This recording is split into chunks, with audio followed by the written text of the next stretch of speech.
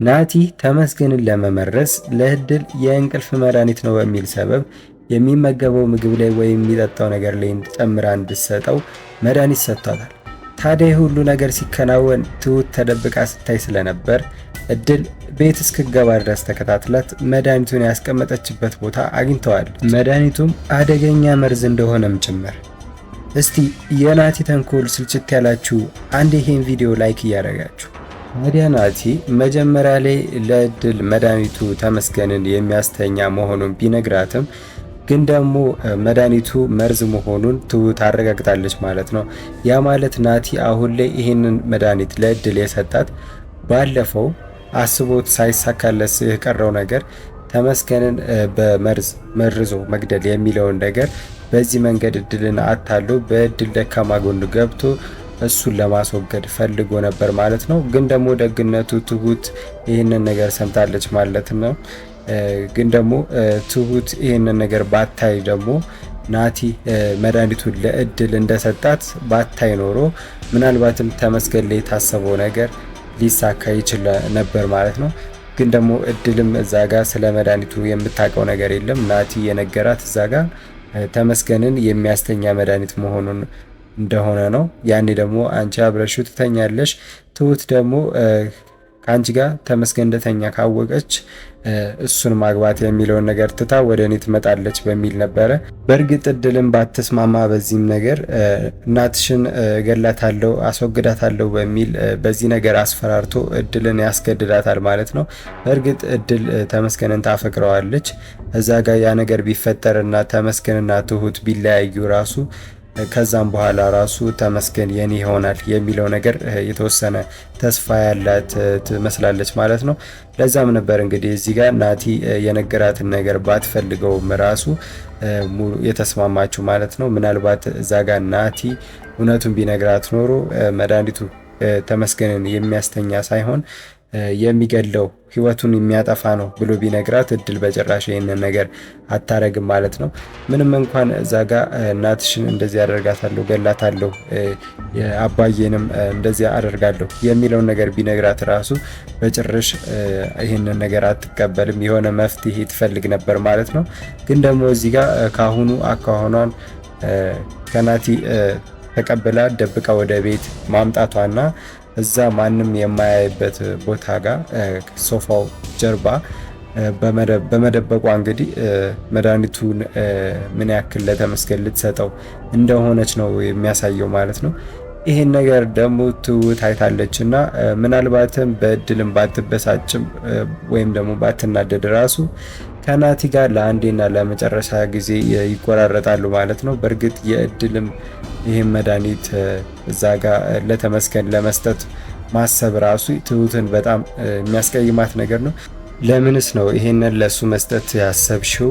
ለምንድነው ይሄ መድኃኒት የሰጠሽ? መርዝ ነው። ግን ደግሞ እሱ እንዳለሽ ራሱ ተመስገንን የሚያስተኛ መድኃኒት ቢሆን ራሱ ለምንድነው ከሱ ጋር ለመተኛት ይህንን ነገር የምታደርጊው? ናቲ የፈለገውን ነገር አድርጎ ናቲ በሌላም ነገር ቢያስፈራራሽ ራሱ እሱ ያለሽን ነገር ለኛ መንገር እየቻልሽ ለምንድነው ይሄንን ነገር ለማድረግ ያሰብሽው የሚለውን ነገር ትሁት እድልን እንደምትቀየማት ይሄ ግልጽ የሆነ ነገር ነው ማለት ነው። እድል ደግሞ አሁን ላይ የሽምግልናው ቀን ደርሷል። 4 ቀን ቀርቷል፣ 3 ቀን ቆርቷል በተባለ ቁጥር እንግዲህ የእሷ ጭንቀትና የእሷ መከፋት እንግዲህ ከጊዜ ወደ ጊዜ እየጨመረ ነው ማለት ነው። ያ ማለት እንግዲህ የእሷ አሁን ላይ እያሰበች ያለችው ከ4 ዓመቴ ጀምሮ ያሳደገችኝ እናቴ የድሮ ባለቤቷን አግኝታ ከሱ ጋር ሆናለች።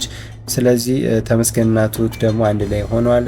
ስለዚህ እኔ ማንም ሰው እኔን እየተመለከተኝ አይደለም ወይም ደግሞ እኔን ዞር ብሎ እያየኝ አይደለም በሚለው ነገር አሁን ላይ እየተከፋች ያለችው ማለት ነው።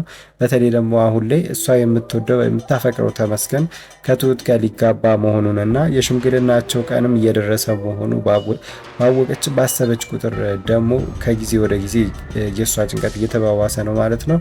ለዛም ነበር እንግዲህ ዛሬ ላይ የአባዬ ሚስት የሚያስቀይማት እንዲሰማት የሚያደርጋትን ንግግር እናቴን ፈልጋታለሁ፣ እናቴ ቤተሰቦቼ ናፍቀውኛል እድል ስትናገራት የነበረችው ማለት ነው። ያ ማለት እንግዲህ ሁለቱም ከዚህ በፊት ሲፈሩት የነበረውን ነገር እየደረሰ ይመስላል ማለት ነው። የአባዬ ሚስት እዛ ጋር ትፈራ የነበረው ትውስቴ ከተመለሰ ከዚህ በፊት የነበረኝንም ህይወት ካስታወስኩኝ እድል የበፊት ህይወት ውስጥ ስለሌለች አሁን ላይ ለእሷ እየሰጠ ያለው ፍቅር ቀንሳለሁ፣ እንዳሁኑ ላልንከባከባት እችላለሁ የሚለውን ነገር ስታስብ ነበር። እድልም ይሄንን ነገር ነበር የፈራችው። ማዬ ትውስቷ ከተመለሰ ለእኔ ያላት ፍቅር ይቀንሳል የሚለውን ነገር ተረድታ ነበርና አሁን ላይ ደግሞ ሁለቱ በየፊናቸው ሲሰጉት የነበረው ነገር እየደረሰ ይመስላል ማለት ነው። በእርግጥ እድል ከሽምግልናው በኋላ ነገሮችን አመሻሽታ የሰው ቤት በሰራተኛነት መልክ መቀጠር ፈልጋለች ማለት ነው። ያ ማለት ስራውን ባትፈልገው ራሱ ያን ያክል ከአባዬ ሚስት ጋር መራቅ ባትፈልግም ራሱ ግን ደግሞ የነሱ እዚህ ጋር አንድ ላይ መሆንና የእሷ ላይ ደግሞ የሚንከባከባት ወይም ደግሞ የሚያቀርባት ሰው ማጣቷ እንዲሰማት ያደርጋታል ማለት ነው። እሷ ደግሞ አሁን ላይ እያሰበች ያለችው ከዚህ ስሜት የምወጣው የሰው ቤት ተቀጥሬ ከነሱ ርቄ ካልኖርኩ እያለች ነው ማለት ነው። ምናልባትም ይሄ ነገር ላይሳካ ይችላል ማለት ነው። በእርግጥ ዛሬ ላይ አባዬ ሲል የነበረው የፈለግሽው ቦታ ትቀጠሪያለሽ ብሎ ነበረ።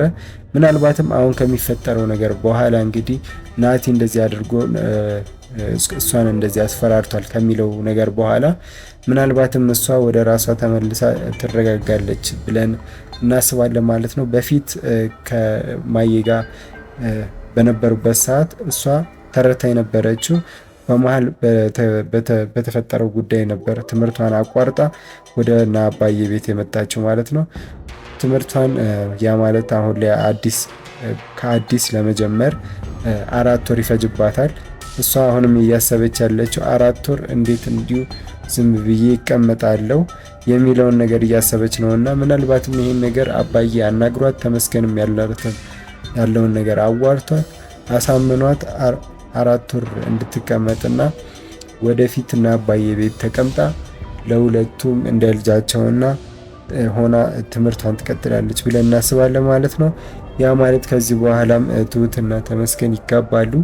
እነሱም አንድ ላይ ሆነው የራሳቸው ቤት ገብተው ልጃቸውን አብረው ያሳድጋሉ፣ በትዳር አብረው ይኖራሉ እንጂ ከዛ በኋላ እንግዲህ ትሁትም ከአባዬ ጋር የምትኖርበትም ሁኔታ አይኖርም ማለት ነው። ያ ማለት ደግሞ ማዬ ከአጠገቧ አሁን እንግዲህ ምንም አይነት ልጅ የላትም እና ምንም ያክል እንኳን ከዚህ በፊት የነበረውን ባለቤቷን ብታገኝም ራሱ ግን ደግሞ እድል እንደ ልጇ ስላሳደገቻት እሷ ከሷ እንድትርቅ አትፈልግም ማለት ነው። ለዛም ነበር እንግዲህ አንድ ነገር አድርጎ እድልን ያሳምኗታል ብለን ያሰብነው ማለት ነው። ሌላው ነገር ደግሞ የናቲ ጉዳይ ነው። ናቲ እንግዲህ አባዬ ቢረፍድም እዛ ቤት እንዳይመጣ መከልከሉ ትክክለኛ ውሳኔ ነው ያደረገው። ዛሬ ላይ ያደረገው ነገር ገና በፊት ድሮ ማድረግ ነበረበትና እሱ ደግሞ የሆነ ጊዜ ፈሽቶ ናቲ ይቀየራል፣ ወደ ራሱ ይመለሳል የሚለውን ነገር አስቦ ነበር። አሁን ደግሞ እሱ እንደ እናቱ እንደ አለሜ ራስ ወዳድና ክፉ ሰው መሆኑን ስለተረዳ ነው እዛ ጋር አባዬ ከሚስቱ ጋር ከዚህ ሁሉ ዓመታት በኋላ ከተገናኙ በኋላ ሁለቱም በደስታ በፍቅር እየኖሩ እያለ ነበር እንግዲህ እሱ ስለ አለሜ ያለውን ነገር እያመጣ አባዬና አለሜ ሌላ ህይወት ወይም ደግሞ ሌላ ግንኙነት ነበራቸው በማለት በማስመሰል የአባዬ ሚስት እንድትቀየም ወይም ደግሞ ከመሃላቸው የተፈጠረው ፍቅርና ሰላም እንዲደፈረስ ለማድረግ አስቦ ነበር። ግን ደግሞ ያ ነገር ዞሮ ዞሮ አልተሳካለትም ማለት ነው። አባዬም በዚህ ነገር ከመጣ ከዚህም በላይ መጠበቅ የለብኝም በሚል ይመስላል ማለት ነው ናቲን እዛ ቤት እንዳይደርስ ያደረገው ማለት ነው።